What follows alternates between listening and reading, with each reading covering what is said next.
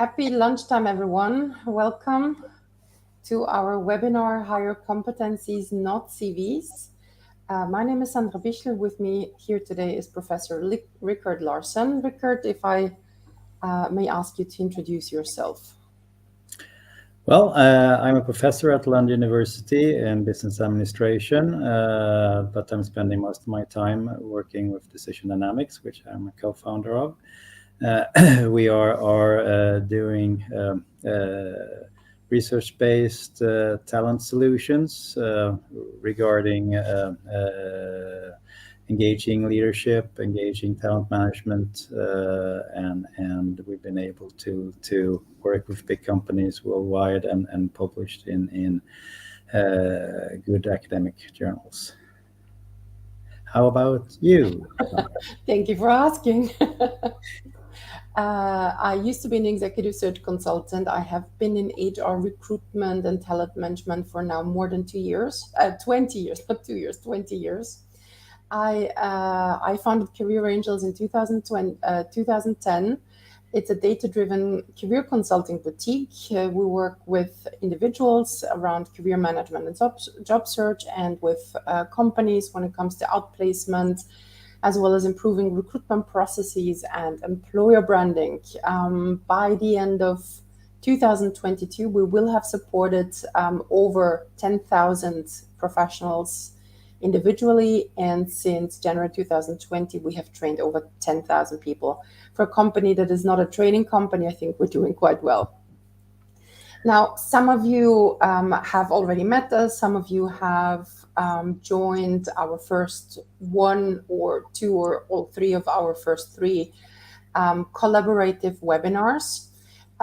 If you haven't, Rikard will right now summarize what we have done, what is relevant for today, but also a comment from my side for those who are new to our collaborative webinars. We want this to be interactive, so if at any point you have questions, feel free to post your questions in the comment section, and we will then answer those questions either during or at the end when we have our Q&A part. So Rikard, what have we done in the past? Well, we started out with a perfect career storm as one of many explanations to the Great Resignation. And that's more important to look at not what you're resigning from, but rather what you are moving towards.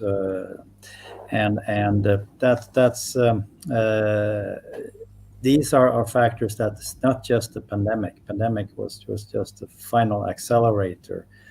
But we're going to continue to change jobs more often. We're going to continue to digital transform, and this is the new life in terms of talent, and that has consequences. For instance, if you clicked on the second co-webinar, I think we talked about the cost of staff leaving and how little we tend to guess, perhaps that 1 to 18 months are lost. We got an average of 7.4 months guessed, but that is mainly based on visible costs like recruitment costs and training. But the costs when staff are leaving starts much earlier than that, when engagement started to fall and you think, should I quit? Yes, I should quit, but then it will take some time before you resign, and it will take some time before you actually exit, and then it will take some time before a replacement, and then it takes some time. And suddenly we are talking about losing 1 to 3 annual salaries if we recruit the right person. And in 30% of the cases, we do not. So we have to restart this whole thing. So we are talking perhaps more like 1.5 to 4 annual salaries, which is so much more than people normally think. And that's when we don't think it's costly, that's where we make the big mistakes. So what do you do? What's the solution? Well, you can make talent love instead of war. That was our third co-webinar that we don't have any slide for. But you can listen to what we're going to say today, because we're going to talk about how we can recruit better, and that will cut down the costs by at least a third, if not more. Exactly. So instead of throwing money at the problem, at this kind of problem, we throw love at it. And you're more than happy to review our recording of the third webinar, where we go really into depth. And today is about getting it right at the from the very beginning. So finding the right candidates is like matching socks. That's the analogy that we found for that. Companies hire candidates that fit. Sounds obvious. Candidate fits, when we want to use that sock analogy, you look at fabric, texture, feel, color, size, comfort, purpose, etc. Now, in that hiring recruitment process, it looks and sounds very simple, but it's not easy. When you look at the data from the most recent years, 74% of companies say they've hired the wrong person for a position. Cost of a bad hire can reach up to 30% of the employee's first year earnings. That is one of the data. Rikard just said that it can be 1, 2, 3, 4 annual salaries. 80% of turnover is due to a bad hire. 95% of companies admit they've hired at least one wrong candidate in the past 12 months, and so on and so forth. So why do we have so many recruitment mistakes? Because everybody gets it wrong. It doesn't matter if it's humans that are involved in recruitment process or bots, softwares, both get it equally wrong, but for different reasons. Humans, that could be hiring managers, decision makers, recruitment consultant, executive search, the executive search profession, assistants, graduates, juniors, for whatever reason. Whoever is on the human side of that equation, or the bots. With bots, we mean applicant tracking systems, and that's a software that I'll explain in a second how it works. So let's have a look at the human, why humans get it wrong. There might be conscious and unconscious recruitment bias. They're simply overworked. If a recruiter works within a fairly attractive, popular company or busy recruitment agency, they can have contact meaning also CV scanning, about 1,000 candidates per month. It could be lack of proper training and or experience. They base hiring on chemistry or intuition. They recommend or hire candidates that are more like themselves. They reject non-standard CVs when they see employment gaps or frequent changes. They are assumptions. For example, you don't hire a manager for an expert role. You don't hire somebody for a seemingly lower role in the hierarchy. Some interview techniques are outdated or, again, based on intuition. Now let's have a look why bots get it wrong. The majority of applicant tracking systems are simple programs that compare keywords, meaning that if the exact keyword isn't there, the candidate will not be recommended. So let's say the keyword is recruitment in the job ad, but the candidate says that he or she have recruited candidates. It's not a match. And bots and those softwares are as good as the person that have programmed them. So there could be faulty assumptions. There are known cases on the market where companies have stopped their pilot programs because their artificial intelligence was fed with incorrect historical data with faulty assumptions. You could reject potentially good CVs that are not software legible because they added a graphic or a link, etc. They're not designed to understand typos. This is really about exact keyword matches. So bots get it wrong. But then we also need to remember candidates also get it wrong. The CVs are not well prepared because either they don't know how to, they don't have the awareness or the time.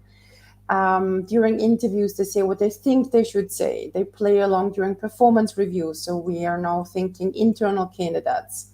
So they say what they think they're supposed to say to be able to continue in the organization.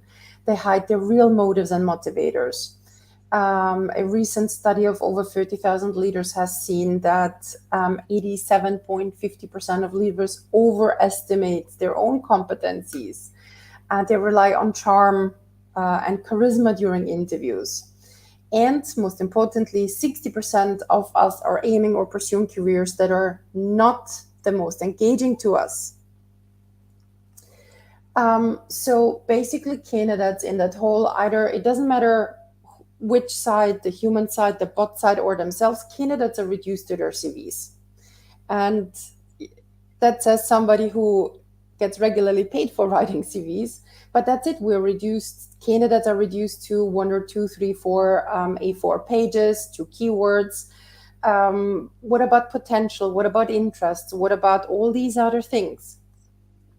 So the solution here would be to hire competencies, not CVs. So to look beyond that piece of paper, to look beyond the keywords, which helps.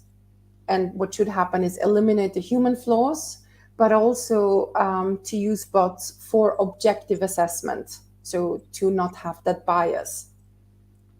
I think I got a thank you from Ritish for saying that candidates are much more than their 2 or 3 pages. That's how it should be. So for those who have not joined our 3 first webinars, Rikard, could you kind of remind everyone what the career model is all about, but also give some little bit more of also of new input?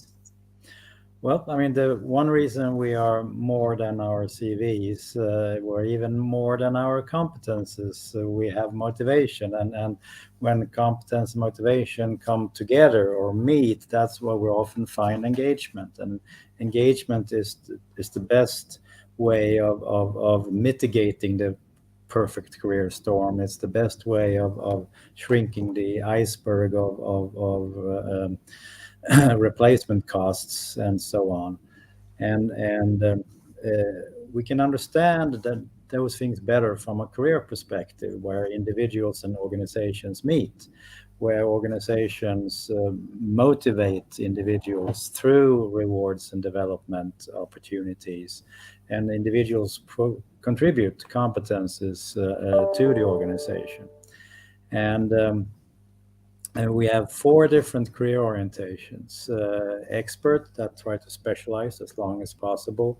Linear, that try to climb upwards to higher managerial positions. They make their career. Spirals rather discover their career by broadening their job experiences to related areas every 5 to 10 years. And transitories, they basically don't even think that they have a career because they change so often to so different things. It's not related as it is for the spiral. And at the same time, that creates more dynamics. And we actually need all of these 4 career orientations. They have different engagement drivers. Rikard, if I may interrupt you, for those who are not familiar with that model, how did you come up with those 4 career orientations? What's the backstory to that?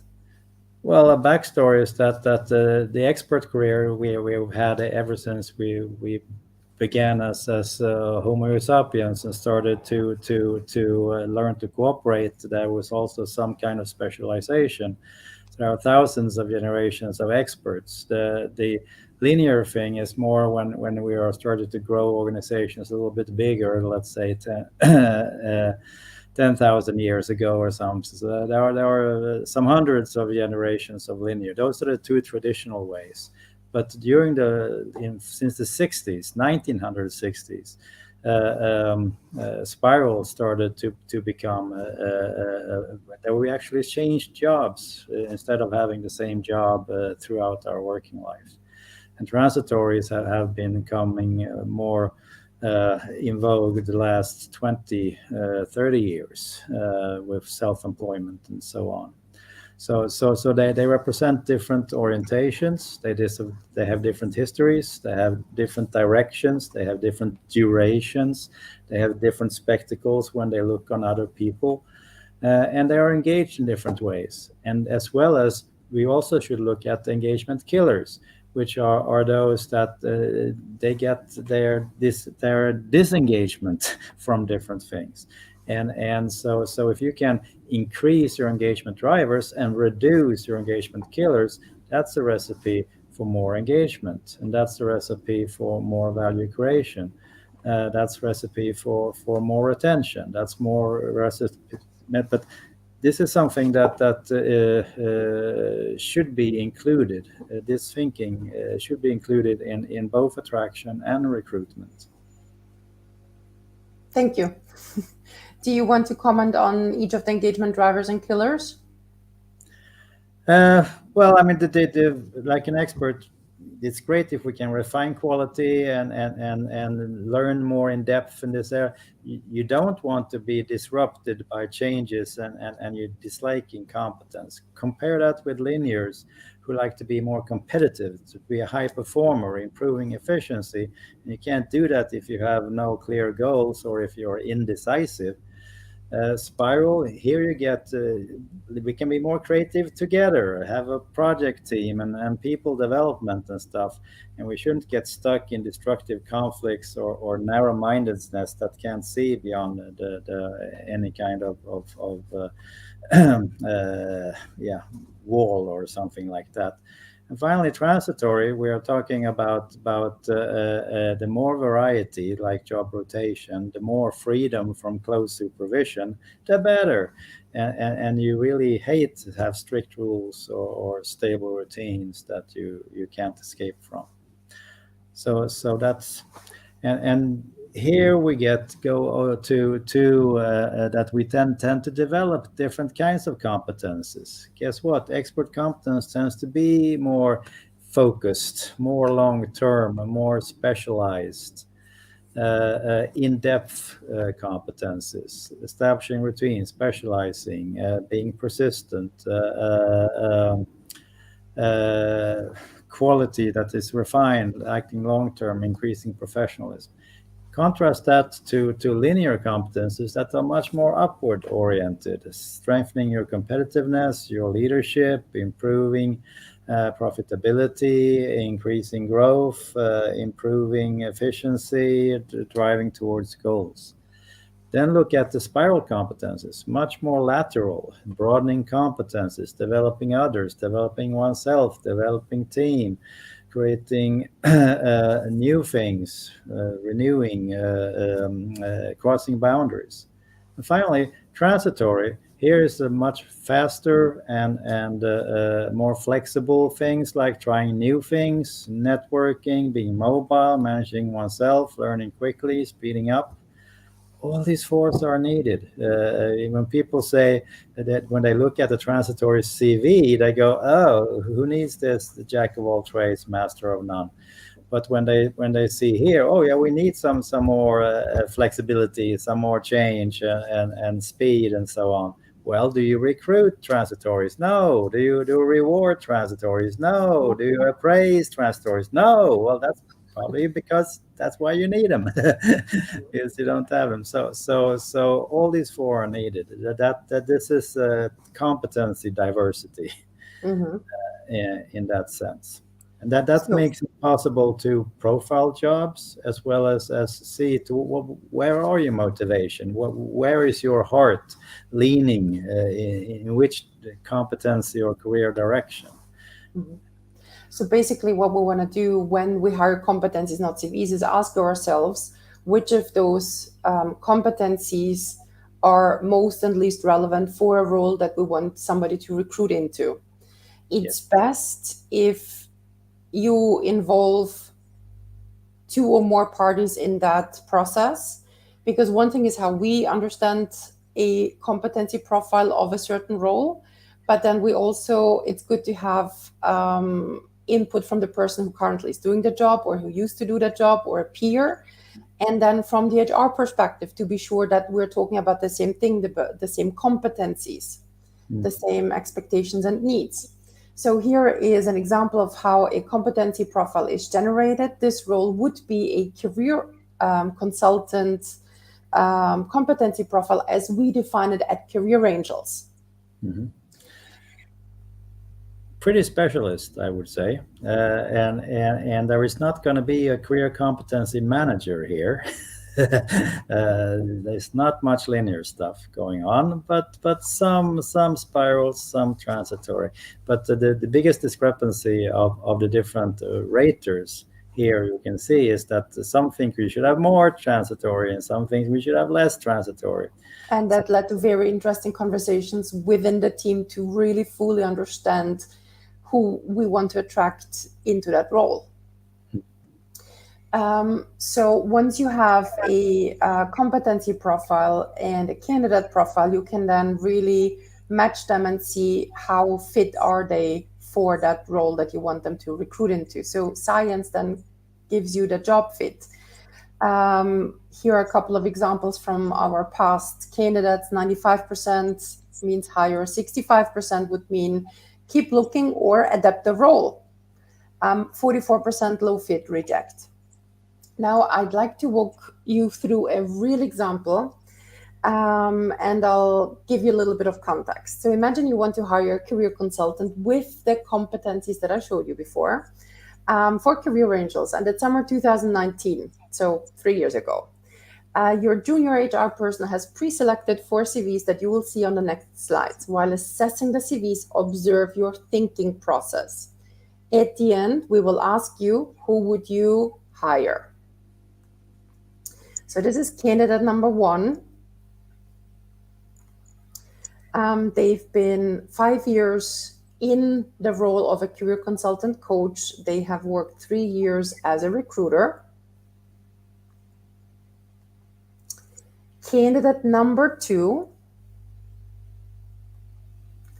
they've been 5 years in recruitment, 3 years in HR consulting, 1 year on the client side, 2 years as an HRBP, 2 years as freelance, 2 years again as HRBP. And again, observe how you react to, for example, those frequent changes. Candidate number 3, summarized, since 2007, English teacher, 1 year in a career office, 2 years in a different career office, 2 years at an NGO, and for a year and a half, because we're looking from the perspective of summer 2019, they've been a coach and transition coach.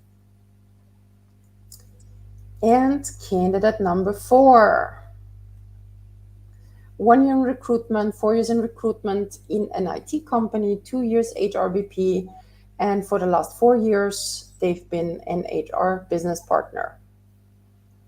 So question to everybody, who would you probably hire or at least want to speak first?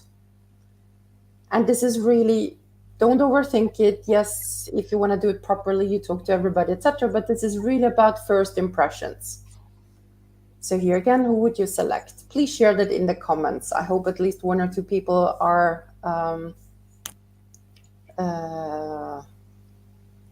willing enough. Yes, brave. That's the word I was looking for. Brave enough to say, well, I probably would go with person or candidate 1, 2, 3, 4. Or try to rank them if that's easier. I hope a couple of you are typing. I unfortunately can't see even how many people are typing.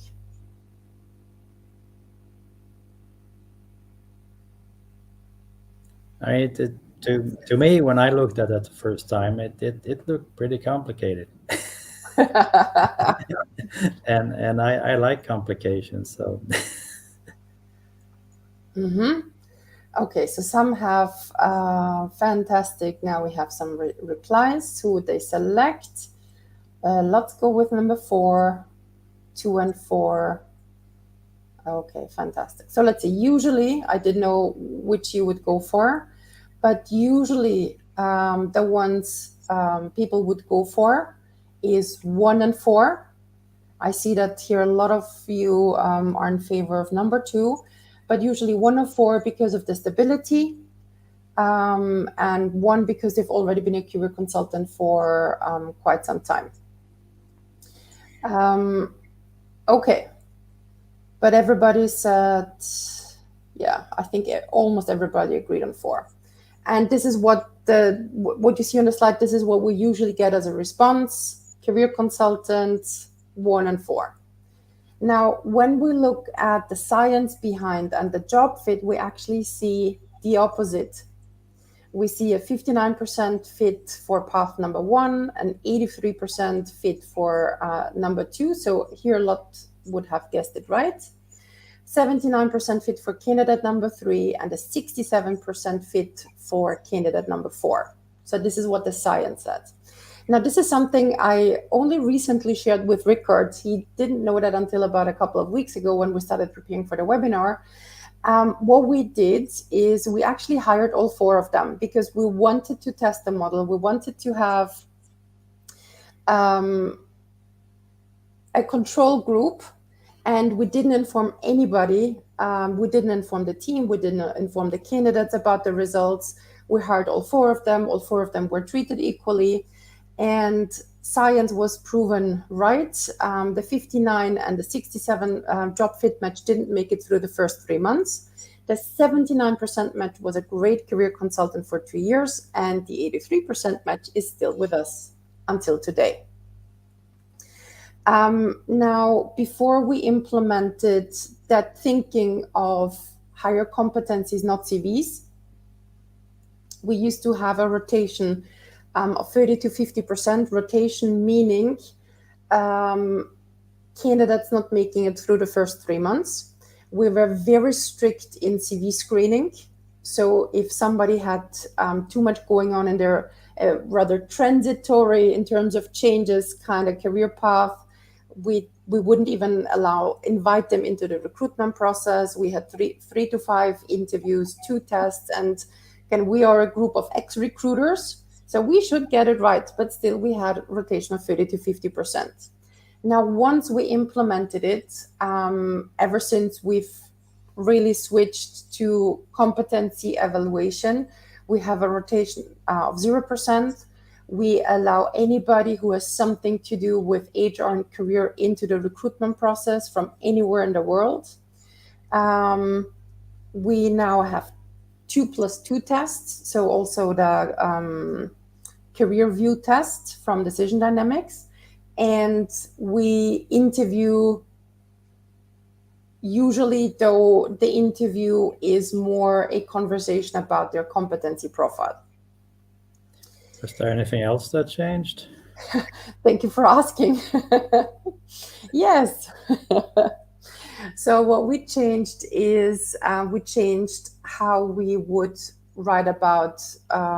So instead of doing a traditional job ad, we talked about opportunities, development, and what we actually have to offer. So we used the vocabulary of the candidate personas that we wanted to attract. We were very transparent with remuneration, and we encouraged everyone to apply, including whether they have their own company or freelancers, are tired recruiters, have 20, 30 years of experience, have a long career break. We don't care. We want the competencies. We really don't look at the CV as long as they are connected to HR, recruitment in general. What also happened is that thanks to that, we had a much bigger gender diversity, age diversity, and location diversity in our candidates. And the side effects were even our rejected candidates, once they get to the final stage, we have a conversation with each and every one of them to discuss their competency profile. And usually in the middle of the discussing of their profile, they say, oh, that's why I don't fit here, right? Or we don't even get to the point to say, yes, well, here you wouldn't be happy at Career Angels or in this role because of this and that. They kind of anticipate and then say, okay, so what should I? So our feed forward session turns into a career development conversation with our candidates. And we've had comments like, it's the first time I've been in such a reliable, valuable recruitment process. The team is well matched, it's harmonious. We have the same career motivators, but we definitely don't have the same personalities. And we have that common ground from the very beginning. Well, and just to provide some additional proof of this concept is that it's not only at Career Angels, but even at the world's leading executive search firm, Korn Ferry, we did an evaluation of assessments that were made in 2006 and what happened within the next following 3 years, and found out that the better fit, the more likely they were to have stayed. And even more positive was that when you compare them to those that they placed without using our tools, the promotions were 8 times more frequent when you assessed rather the fit between the person and the competencies rather than perhaps their CVs and their personal contacts. I got distracted by the chat. Somebody, Agnieszka just commented, I agree, Sandra, I was in a recruitment process with you. Agnieszka is currently not part of the Career Angels team. So I got distracted and I sent appreciation heart. Okay, so what are the recommendations? Ask better recruitment questions, and this is true for both sides, for both candidates and employers. For example, because what you want to do, you want to get genuine answers. You want both sides to reveal their true intentions, whether they've been hidden in a more or less conscious way. So when you think of your day, week, month, which part do you enjoy the most? And if somebody start sharing about how they really enjoy reading and preparing reports, this says, okay, this is probably more of an expert profile. If they say, well, what I enjoy the most is team meetings and developing my team members, then you have more of a spiral answer. Different question, when you think of your best employee, superior colleague, how would you describe them? So if in a job description, it sounds very linear, but you speak to your potential boss and says, well, my best employee is very reliable, always on time, very detail-oriented.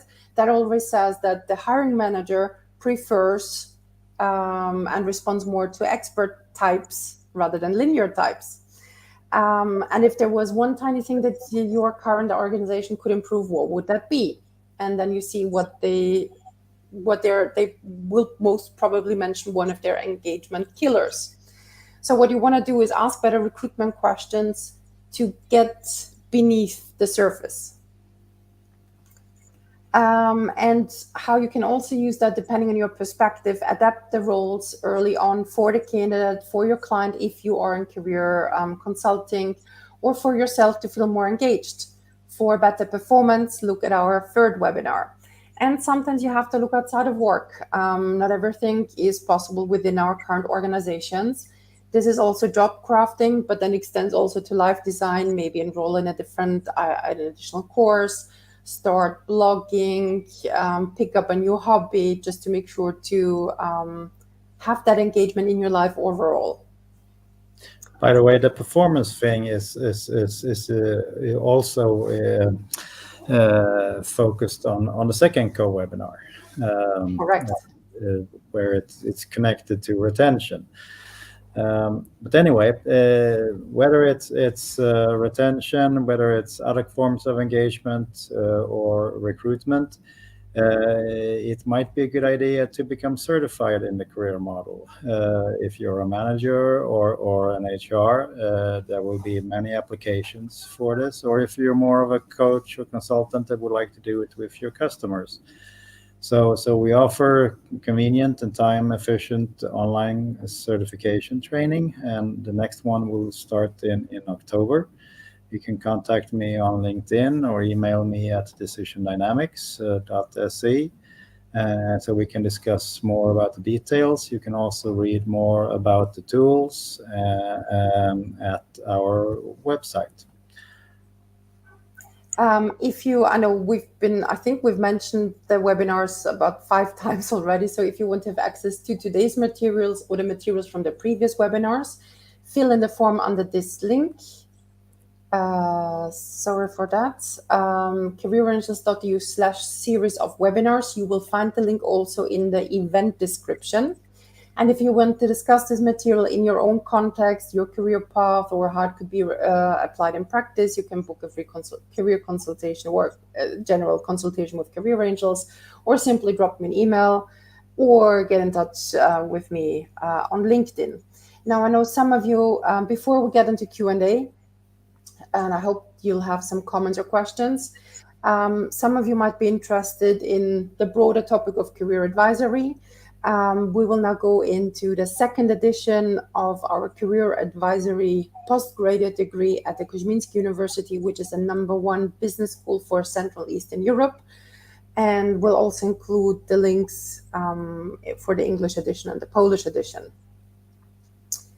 And if you want more, before we start Q&A, on November 22nd, we will do our 5th collaborative webinar. For now, we have over 2,000.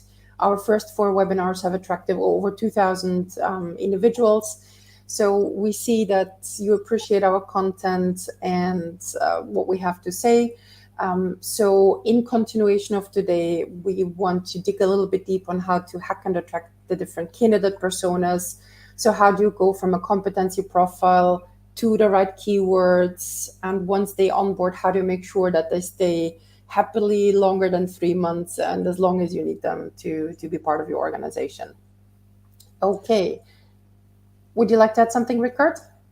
Well, I mean, it has consequences for employer branding. The idea that you think you can, by just repeating the same message, that doesn't attract diversity of talents. That attracts at most one of these personas. And then you have to figure out what are the image that the different people have. What are they applying to? We think that they're applying to the same organization, but people have very different views about the organizations. Even employees have different views about their own organization. So why wouldn't candidates have it? But we rarely test people beforehand. How do they actually view? What do they think that they are applying to? What kind of competences do they think are important in the job that they are applying to? So there is very much interesting things we can do on how to link recruitment and attraction issues to find more engagement, because traditional recruitments and attraction processes are not geared at maximizing engagement. They're geared at other things. Mm-hmm. I'll comment on that in a second. Just, I want to invite everybody to ask your questions or leave a comment, so we can actually have our Q&A part. About 2 months ago, was before the summer, so 2.5 months ago, I had a conversation with an HR director from a company that got in touch and said, well, Sandra, could you help us improve our recruitment processes? We'd like to implement gamification. We're not attracting enough candidates, and those candidates that we do attract, they are not the kind of candidates that we need. So I kind of walked her through that career model, the competencies. We then looked at who she needed to attract as opposed to how the job ads were set up. And I just had to show her both sides, and she says, oh, our language is very transitory, but for the roles we need expert competencies. Recipe for failure. Recipe for failure. Also, gamification. They don't like gamifications for transitory. So if we implement some kind of gamification, I'll have even more of what I don't need for that specific role. I said, exactly. So it's very important to really think through what kind of competencies do I want to attract and what they will expect in the recruitment process themselves, but also once they are inside what they need to be and feel engaged. Okay, let me switch off the presentation. I don't see any questions. I know that LinkedIn kind of publishes the comments with a small delay. Okay, there is one comment. Lots of times I have seen, let me just bring it up. Lots of times I have seen companies copy-paste available job description, which misses out on their ways of working vision aspect. Absolutely, yes. Absolutely agreed. And jobs are changing much faster than the job descriptions, and people are changing, and organizations are changing. So we need to be more dynamic in our approach. And most tools that are assessing people are Big Five based tools like OPQ, and with the personalities which are written in human stone, which is not supposed to change in a world that is changing more and more. So that's another discrepancy between the traditional ways of doing it and how it could be done in more engaging and actually more scientifically supported ways. But it's not used in practice as much as it should be. Absolutely. We still have 5 more minutes. I'd very much appreciate if you'd like to add a comment or reflection after the last 40 minutes, like Chandi just did. We want this to be interactive and collaborative also with our audience. If also you have ideas for more collaborative webinars, tell us. We are open, right, Rikard? Yep. I mean, you just made me think about training. These graduate programs are quite a popular way of being an attractive employer, you think. But if you look at who are sort of attracted to graduate programs, it's often linear persons who think they can compete out of school for manual roles, and others are not equally attracted. But then what the program is, it's basically a transitory jump around in the organization, a couple of weeks here and a couple of weeks there. Horrible stuff for especially experts that like some continuity. And then when you have finished, you are placed in a position as if you was an expert. You're not going to be a manager directly out of a graduate program. So it's a complete mess. And it provides expensive education for persons coming out of school, but it's not the greatest design for engaged talent sourcing. We can talk about that also. Perhaps we can squeeze something about in the next co-webinar on that, or it will be in a different webinar. I see we have one active person, Chandi, so at least I know that the LinkedIn comments are working. For senior roles, what's your take on how interview should flow discussions or mere Q&A? So how do you interview for senior roles? Well, I like the suggestions that you made earlier in terms of it's not those felt as general that it can work at different levels of the leadership pipeline. Of course, there are additional requirements. The competences, the success profiles differ greatly between different. But the answers probably should differ, but the questions can actually be at least partly repeated. Senior profiles kind of implies linear preferences from the candidate side, or also linear career motives. What we found, and we'll talk about that on November 22nd, is that, for example, when it comes to interviewing senior roles, they are actually annoyed by mere Q&A because they want to talk not to a, doesn't even have to be junior, but Q&A makes them want to quit recruitment processes, for example. We have a couple of more comments. Do you think that this model is suitable for C-level recruitment? I think now that we've discussed it, absolutely yes. we have even an interesting what we call a lens of success that for the supervisory role, it's more of an expert with some spiral linear transitory and backup.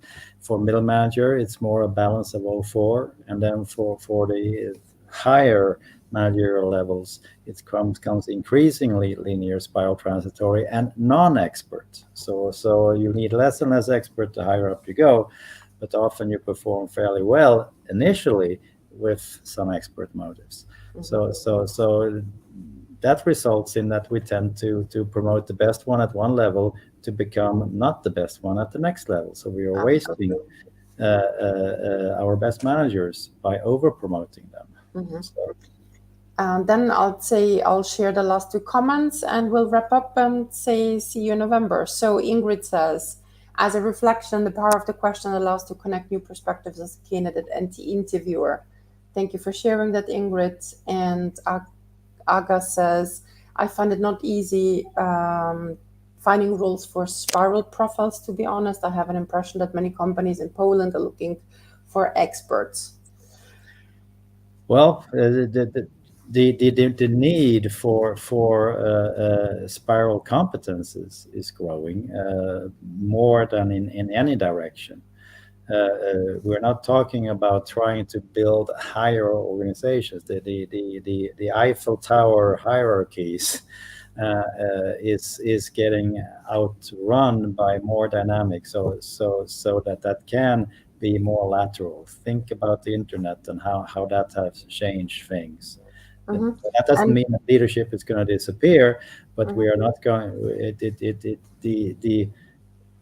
The way job demand is often more traditional than the job needs. Absolutely, that's well said. So we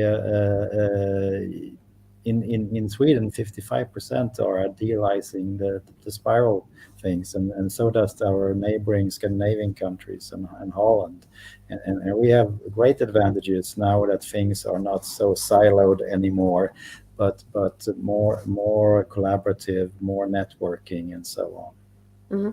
For those who enjoy spiral and transitory aspects, the startup environment is a good environment that requires to go broad and to be very flexible and adaptive. So that could be maybe something, Agnieszka, to look into. Okay, good. Thank you so much, Rikard. Once again, our fourth collaborative webinar. Thank you so much for taking your time and sharing your know-how and expertise.